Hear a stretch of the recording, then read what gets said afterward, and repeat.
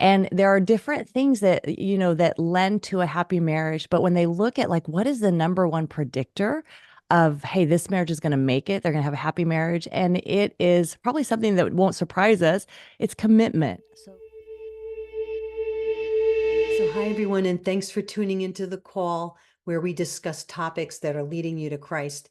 And my guest today is Arlene Pellicane. She's the host of Happy Home Podcast and the author of several books, including 31 Days to a Happy Husband and 31 Days to Becoming a Happier Wife. And today we're going to be talking about National Marriage Week, which is February 7th through 14th, reminding us that marriage is more than a day or even a ceremony. So, Arlene, thank you for joining me and talking about National Marriage Week. Why is it important? I love that you started. It's not just a day and a ceremony. So, National Marriage Week is kind of like, hey, let's remember this is a celebration. Like, let's remember you hear a lot of bad news about marriage. If someone's talking about marriage, they're bemoaning their spouse, they're saying, oh, I wish I was free or whatever it is. And to realize that, 1 week a year during National Marriage Week, we want to promote marriage, elevate marriage, celebrate marriage, and show the world that marriage is a good thing. It's to be celebrated. It's a blessing in our lives, not a curse. It's good for us as individuals. It's good for societies. And so National Marriage Week is an effort to bring people together around the idea of marriage and then to support current marriages to say like, hey, we're in this together, let us help you, and then to inspire those who are perhaps not married to think that, this is a viable option. So Yeah, that's what National Marriage Week is about. I love that. And I didn't even know there was a national. How long's that been going on? 1996, but you're right, like a lot of things. And that's why I'm so grateful for this opportunity to talk about it because it was founded in 1996, but like all sorts of movements, you need more people to know about it. So yeah, we're so Yeah. glad to be able to talk about it. What are some of the steps that someone can take towards a happier marriage? I could have Yeah. used this a long time ago. Where the Yes. heck were you? I know. We're right here. We're right here. We lean on the research of Brad Wilcox, who's at the University of Virginia. He's a sociologist, part of the National Marriage Project. And there are different things that, that lend to a happy marriage. But when they look at like, what is the number one predictor of, hey, this marriage is going to make it, they're going to have a happy marriage. And it is probably something that won't surprise us. It's commitment. So you start with that idea that this marriage is a commitment. I am making a vow. I will promise to keep my vow. I will, I'm not going to wait for you to keep your end of the vow. I'm going to keep my end of the vow. And then when both people do that, you can imagine what happens. But we are living in an age where marriage is not about commitment. Marriage is about like, expressing oneself, finding one's soulmate. That as long as you are making my life better, as long as you are adding to my life, as long as you are, like helping me grow as an individual, then hey, this marriage is working. But the moment, right, that it's like, wait, this is not fun anymore, and you're more of a problem than you are a help, then it's like, I'm gonna jettison this marriage. So we are in this age where we're not thinking commitment, we're not thinking vow, we're thinking, when what does this do for me? And when this stops doing something for me, I'm out. So we really want to help people see that, that there is a much different way to look at marriage as a commitment. And when you do keep your commitments, how much happier you are. But to go back to your question of like, okay, let's say you say, yes, I am committed. I want to be committed. How can I have a better marriage? There are three keys that we have seen that work. One of them is speaking each other's love language, and we can go in depth on any of these things. But speaking each other's love language. Another one is date nights, like continually spending time with one another, investing in each other. And then the third is just realizing you need to grow. Like you just cannot stay static. You just can't be on autopilot in your marriage, that you must do things to grow. So if you really think to yourself, wait, okay, we're speaking each other's love languages, we are growing, like we're doing things to grow close together, and that we go on date nights, you're gonna have a pretty good, you're gonna be doing pretty good compared to the general population. Yeah, but we're coming out of the gate. Sometimes people just have a really hard time. Listen, pride is the number one thing that stops you from having a happier marriage, right? Yeah. So there's so many sometimes in a marriage, like you were talking about, it's about me, it's about me, it's about me. Yeah. You have to get rid of that stony heart. And I always say, to the people that I know, I'm not a marriage expert by far, but I can say that I had to pray and ask Yeah. God to remove the stones from my heart, the stony heart, and give me a heart of flesh from Ezekiel. Right. As soon as I started to pray that, things changed between Yeah. us. My heart changed towards him. And so then his heart changed towards me. I don't know if I'm getting ahead of you, but That's I can right. you speak into that? Yeah, I think of the five love languages and Dr. Gary Chapman, who created those out of, his counseling practice of seeing like, wait a minute, he's saying he feels unloved. She's saying she feels unloved. And then he realized these five love languages. But in Dr. Chapman's own marriage, he's been married, I don't know, I'm going to for sure more than 50 years, probably many more than that to his wife.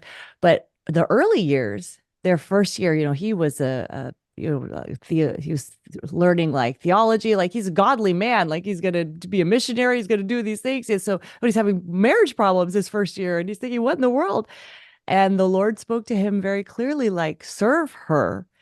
And he was like, what? Serve her. And when he began just to serve her out of his wife, out of an attitude of love, not wanting to get anything back, that's what started changing everything in the marriage. So there Mhm. is this part of us, the pride part, that says, I'm doing everything right already. It's not me. I am the one putting in to this marriage. It's Mm. that person, whether, it's your husband or wife listening, it's them, it's my Yeah. spouse. Yeah. And it is a humbling to recognize, like, let it start with me. Let me start to serve my spouse. Let me start to pay attention to their needs and to meet them there, even if they don't respond in kind right away. But Mhm. most of us, have married decent people. We didn't marry an axe murderer. We didn't marry this crazy, totalitarian person. For the most part, we have married a decent person. And when you start acting that way, a decent person realizes, oh, I should reciprocate that. Like, I'm really being a jerk right now. And that's much better to give into your marriage and allow that change to happen than to, if you try to legislate that, force that, like, you need to change, you need to do this for me. Nope, nobody's going to do that. Nobody wants to do that. And so I think you're right that identifying that pride can get in the way, asking the Lord, give me a soft and humble heart. I've been married for 25 years, and many times, if my husband and I have a disagreement, in my mind, automatically I'll think, well, I don't like him very much. Like, he's being very difficult right now. I don't like him very much. And what I've tried to train myself to do is then flip it and think, well, he probably doesn't like you very much either right now. Like, he's probably thinking she is being very annoying and petty and Yeah. irritating and babyish or whatever it is, right?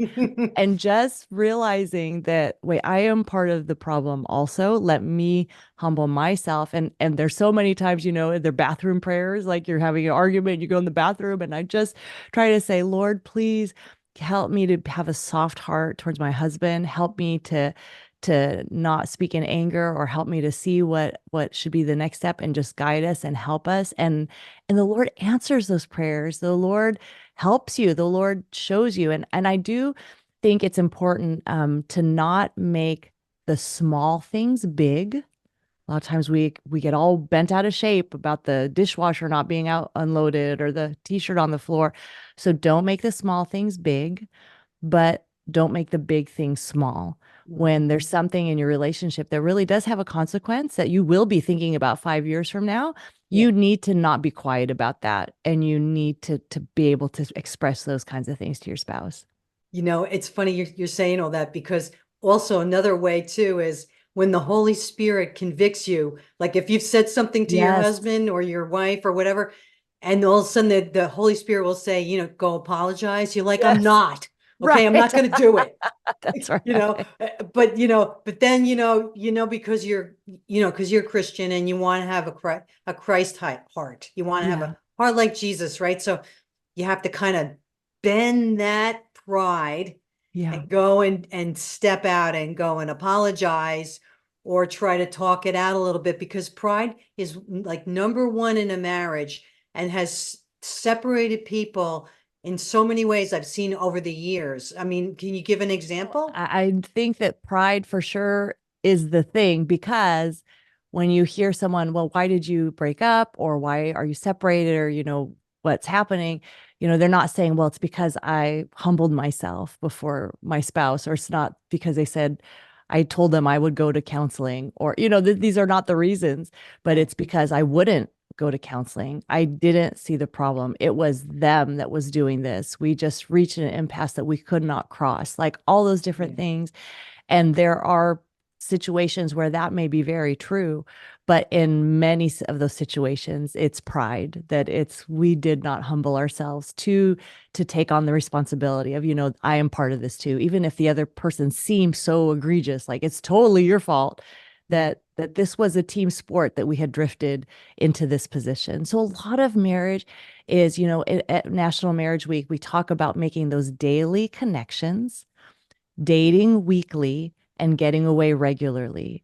So it's building rhythms in your life because on your own, you cannot do marriage on autopilot. Like it feels like you should be able to, like you should be able to get married and then you're two able-bodied adults. So now you should be able to focus on your career, focus on your children and, all those kinds of things. And then if you have children, whether they're young or whether they're adult children and you have grandchildren, the kids need stuff, right? So it's very imperative at that moment, like, oh, they need a diaper change or, oh, they need money for college. I got to go back to work or whatever it is.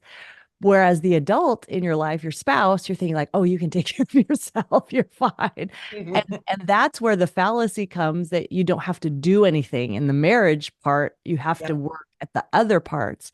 Where in truth, it's wait a minute, this person I'm with, they're the person I am with till death do me part, till death do us part. Like Yeah. my children will grow up and leave. My grandchildren will, I'm not the primary person in their life, to realize that, wait a minute, it is my spouse. They are the person I should be investing in. And once we get that, a lot of times it takes a problem, right? Like you're Mhm. empty nesters and you're staring at each other like, oh my word, we've drifted apart and you have this huge problem.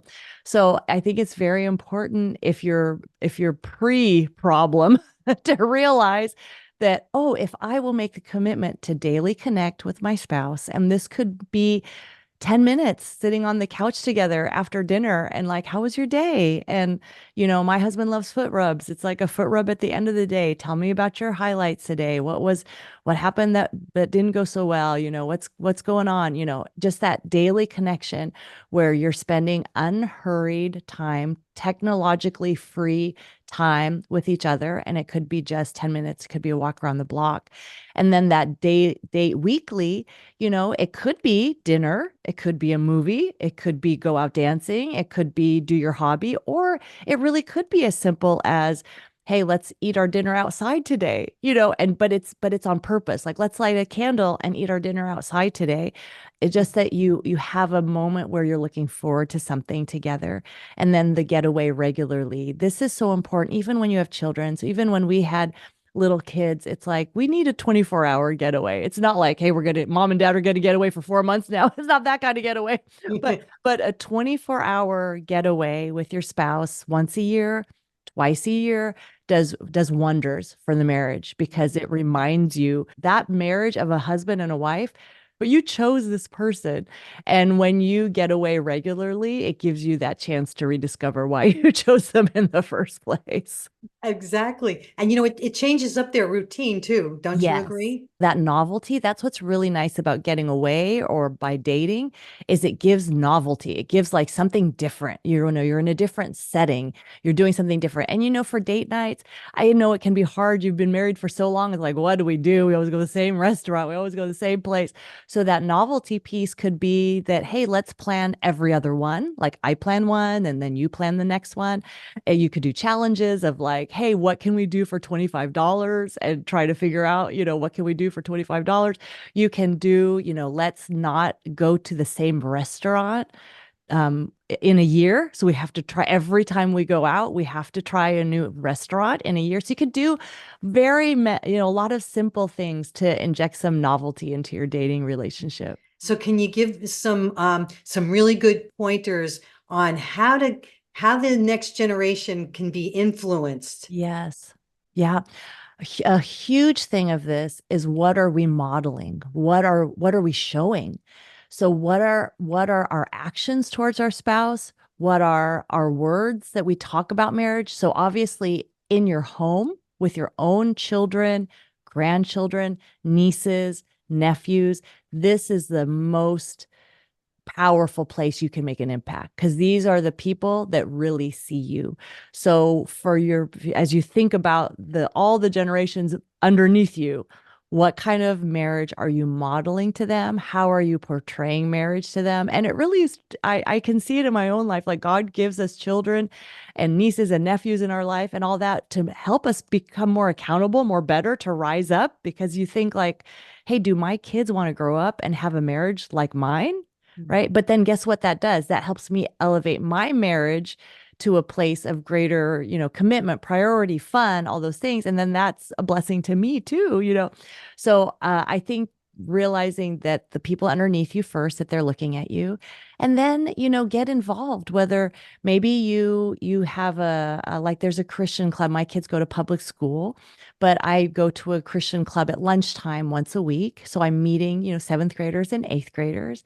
And they know like I'm married and I'll talk about my husband sometimes and always in a very positive, fun, good way. So I think taking opportunities, whether it's the youth of your church, whether you get involved in a boys and girls club, whether, just try to look for opportunities to speak life about marriage into the next generation. And it really could be, my mentors, Bill and Pam Farrell, they've written 50 plus books about relationships, and both of them came from very broken homes, found Jesus, got married in their 20s, had no idea what they were doing, but they knew they did not want to repeat the patterns of their parents. So when they were in church, they would look for the couples who were married for a long time, who were still holding hands, who were really nice to each other, and they would literally look for them and then sit close to them. And then after church, they would say, "We noticed we're newlyweds and we noticed that you're very happy. Can you please help us and tell us like how you do that?" And then invariably these couples would say, "Of course." And they'd have lunch together and they'd become friends.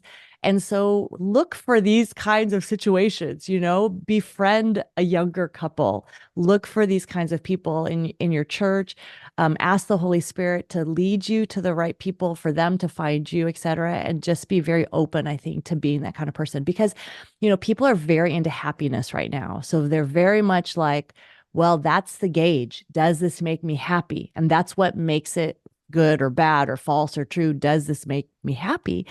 And many people think, well, marriage, that's not going to make me happy. But Brad Wilcox, who I talked about earlier, in terms of social science, the statistics are showing that, people say, oh, if you have a good college education, if you make a lot of money, that's what you should do. That's going to make you happy. But no one's telling young people if you will be in a committed marriage for the rest of your life, for the majority of your life, you are going to be so happy. Nobody's telling them that. They're telling them the opposite, like, oh, you don't want to get married till you're much later in life. And then even then, you don't really need the piece of paper to be happy.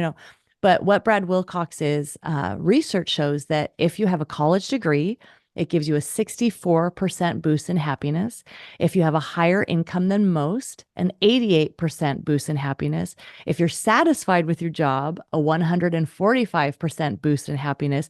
If you are married, any just run-of-the-mill marriage, 151% boost in happiness, much more than college, money, good job. But if you're happily married, it gives you a 545% boost in happiness. So as they look at people, those who are happily married have so much, and you can imagine, right? Because people are lonely. And if you are happily married, it helps you not to be lonely. And when you have all the money in the world and a great education and a great job, but you go home and you're alone and you have no connection to people, then you can see what follows. So really, I think as we live it out, and as we educate young people and reach out to them, I think that will help to turn the tide for marriage. You are the picture of happiness. You're so sweet. The joy of the Lord is our strength, but it really is true. Like gratitude, I waited, it's funny. We married in our late 20s. And now that seems very normal, like, yeah, that almost early. But when I was in college, all my friends were getting married in their early 20s. And I thought like, wow, when am I ever going to get married? And I thought I'm never going to meet this guy from the movies who like picks up your books when they fall and takes you out to dinner and opens the door. And, I just thought I'm never going to find this guy. And so I think there was a tremendous amount of gratitude when I did get married. And that is a key of marriage, is to keep that sense of gratitude, that when Yes. you when you roll over and you look at this person and they've been slobbering on the pillow, and that would be me, that you're like, oh, I love this person and I'm very grateful for that person. That's really, really important. And that's, what does the Bible tell us over and over? Remember what the Lord has done for you. Give thanks, for the Lord is good. In his presence is fullness of joy, and realizing, God, I need to spend time in your presence so that I can be a more appreciative person. And as I work that muscle of giving thanks to the Lord, for he is good, it also then ripples down to give thanks because, Lord, you've given me this husband, you've given me these children, you're with me in these circumstances. So work out that Thanksgiving muscle. That will really, really help you in your marriage. That's wonderful. Wow. You have given so much information, so much wisdom, and some of the things like I love the church idea of finding that couple that, Yes. is older and they look like they love each. I mean, that is so wonderful right there. And I do hope that so many people will, hey, take heed to that. One last question before we close it. What does technology, how does it impact marriage? This is huge, just because think of how technology has impacted relationships. Think of how we used to talk and laugh together when we are young, but now like kids just kind of look at their phones. Like that's a very big impact. And then of course in your marriage, that's where it really hits home, because that's your closest person. So you can ask yourselves things like, is my spouse more interesting than my phone? Like, do I think my spouse is more interesting? And it's like, your spouse probably used to be more interesting, but now that you know your spouse really well, you're like, the phone really provides a lot more novelty and thrill and entertainment and doesn't ask anything of you. And so that's what we have to realize, is the phone can be this endless entertainment. It can help us escape. It can help us medicate, soothe, whatever it is, and it expects zero from you. All you have to do is show up.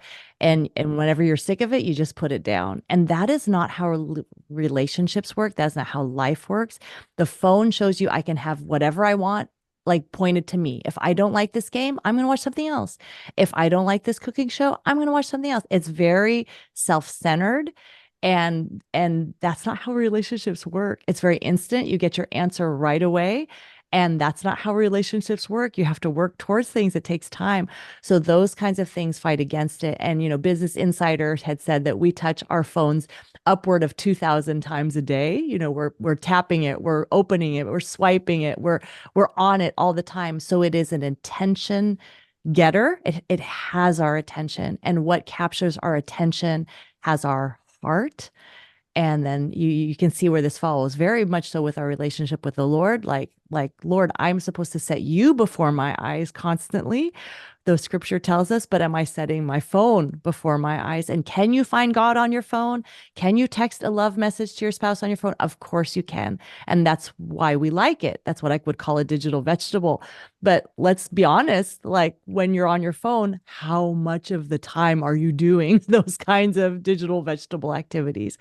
And so this is a call to us to say, hey, maybe let's start with no phones at mealtime, no phones during date nights. That date night, you take the picture and then you put the phone away, or you have it available just to hear from the babysitter, but that's all. You don't answer for anybody else. And there might be a Sabbath where it's like, hey, on Thursday nights, let's turn off Wi-Fi at 7 p.m. and let's just like hang out and spend time together. So you do have to be more proactive to find times to connect. This might be the walk after dinner and you leave your phones at home, but really recognizing this is a huge piece that disconnects us, because instead of looking at each other, connecting with each other, listening to each other, it's just so much easier to do that with a phone. And you think that it's meeting your needs, and it's not. So I encourage you, as you listen, put technology in its place and snuggle up to your spouse and not to your phone at the end of the day. Well, there's resources out there for marriages on www www.marriageweek.org. Yeah, so go to marriageweek.org and you'll find a dating guide that's completely free that gives you all sorts of, we kind of started out with some dates, but it'll show you like dating A through Z, like how can you kind of put some interest in this that's fun.